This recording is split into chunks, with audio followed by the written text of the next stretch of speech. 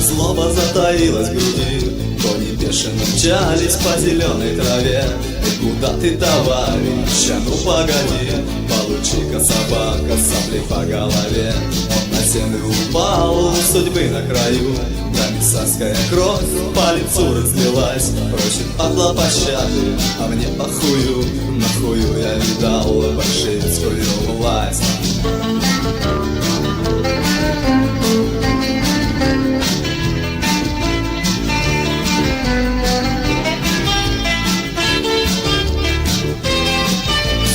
Стоны его и в прозрачной тиши вой шакала раздался под желтой луной. Я вскочил на коня, а кругом ни души, повернул Воронова и поехал домой.